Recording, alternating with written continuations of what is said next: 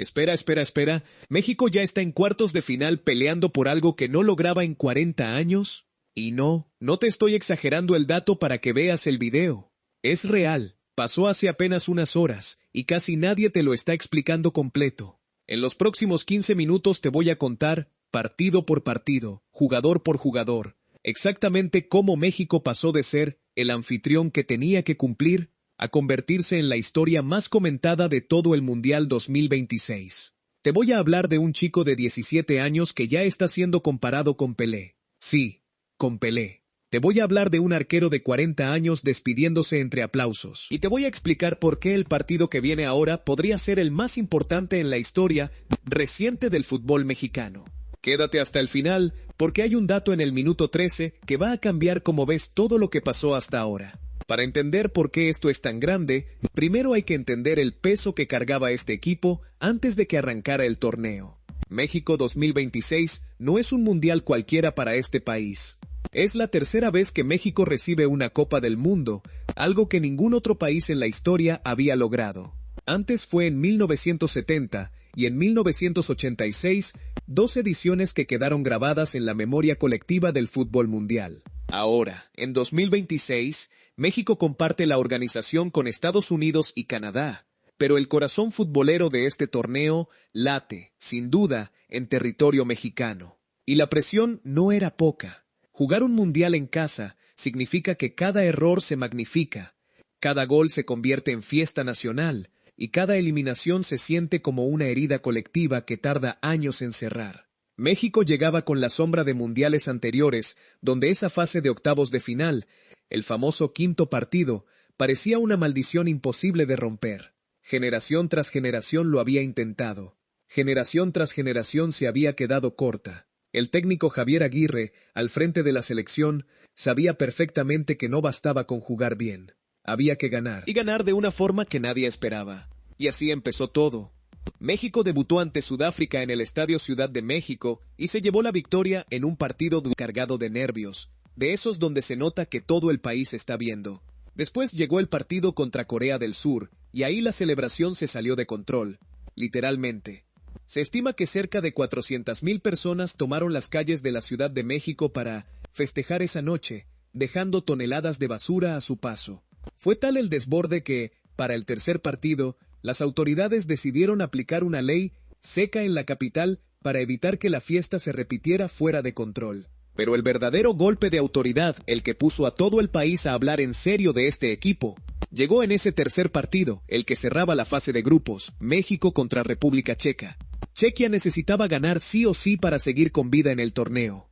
México ya tenía el boleto asegurado, sin nada en juego. Y aún así, lo que hizo la selección esa noche no fue de equipo relajado que ya cumplió su tarea. Fue una exhibición de principio a fin.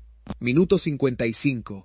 Luis Romo entrega un pase filtrado imposible entre 3 defensas checas. De esos pases que solo ves una vez por partido. Aparece Mateo Chávez, un lateral de 22 años que debutaba en el torneo, y define sin dudar ante la salida del portero. Su primer gol en un mundial, en su primera titularidad. Después llegó Julián Quiñones, aprovechando un rebote de la defensa checa para sentenciar el segundo con puro instinto de área. Y en el minuto 94, cuando el partido ya estaba prácticamente cerrado, Álvaro Fidalgo puso el broche de oro con el tercero. Resultado final 3-0. Pero el número que de verdad importa es otro, uno que se va a repetir en cada resumen de este mundial, 9 de 9 puntos posibles. Por primera vez en la historia de los mundiales, México terminó una fase de grupos con pleno de victorias. Y todavía hay algo más impresionante que eso. En los 3 partidos, México no recibió ni un solo gol. Portería invicta, 0 goles en contra en toda la fase de grupos, y 11 partidos sin perder, acumulados por el equipo de Aguirre antes de siquiera llegar a la fase eliminatoria. Ahora, aquí quiero que pongas mucha atención, porque esto es lo que casi ningún canal está explicando con el detalle que merece. Mientras todo esto pasaba, un chico de 17 años empezaba a robarse el mundial completo. Se llama Gilberto Mora. Nació el 14 de octubre de 2008 en Tuxtla Gutiérrez, Chiapas, y viene de las fuerzas básicas de Xolos de Tijuana, el mismo club donde su padre, también futbolista profesional, hoy dirige a las categorías juveniles. Con apenas 17 años, Mora se convirtió en el futbolista mexicano más joven en debutar en una Copa del Mundo, entrando de cambio en el partido inaugural ante Sudáfrica. Y no se quedó ahí. Cuando fue titular en el partido de eliminación directa contra Ecuador, se convirtió en el segundo jugador más joven de toda la historia de los mundiales en arrancar como titular en una fase eliminatoria, solo por detrás de Pelé, que tenía 17 años y 239 días cuando jugó los cuartos de final del Mundial de 1958. Piénsalo un segundo. En más de 70 años de Copas del Mundo, con miles de futbolistas pasando por ese escenario, solo un jugador en toda la historia ha sido más joven que Gilberto Mora en un momento así. Clubes como Real Madrid, Barcelona y Manchester United ya preguntan por él, aunque cualquier fichaje tendrá que esperar hasta que cumpla la mayoría de edad. Y no fue solo el dato estadístico. En ese partido contra Ecuador, jugado en el Estadio Ciudad de México, el tricolor golpeó con goles de Julián Quiñones y de Raúl Jiménez para ganar 2-0 y meterse a octavos de final, algo que México no lograba desde hacía 40 años. Piensa en eso. 40 años de generaciones intentándolo. 40 años de casi.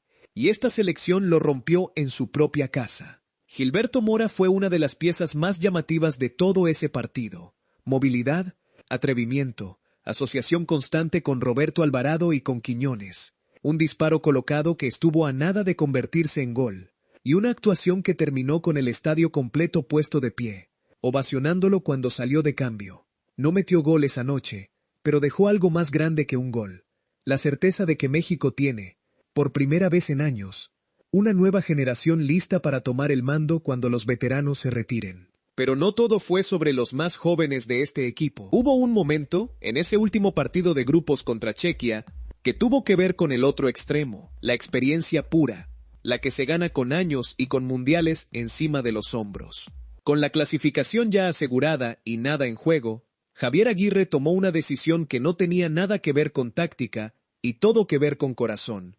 Mandó a calentar a Guillermo Ochoa. Ochoa, el arquero histórico de la selección mexicana, disputaba su sexto mundial. Sexto, un número que muy pocos futbolistas en toda la historia del fútbol han alcanzado. En cualquier país, en cualquier posición. Cuando entró de cambio en los minutos finales, el estadio, con más de 80,000 personas dentro, se puso de pie como un solo cuerpo. Cada balón que tocaba era ovacionado como si fuera un gol. Fue un homenaje en vivo, en tiempo real, a una leyenda que quizás estaba viviendo su última función con la selección de su país, en el estadio de su país, en el mundial que su país organiza. Un arquero de 40 años y un mediocampista de 17, compartiendo la misma cancha, la misma noche, el mismo sueño. Si eso no te eriza la piel, honestamente no sé qué lo hará. Y aquí viene algo que casi nadie te está contando. México no fue la única sorpresa de su grupo. En Monterrey, Sudáfrica,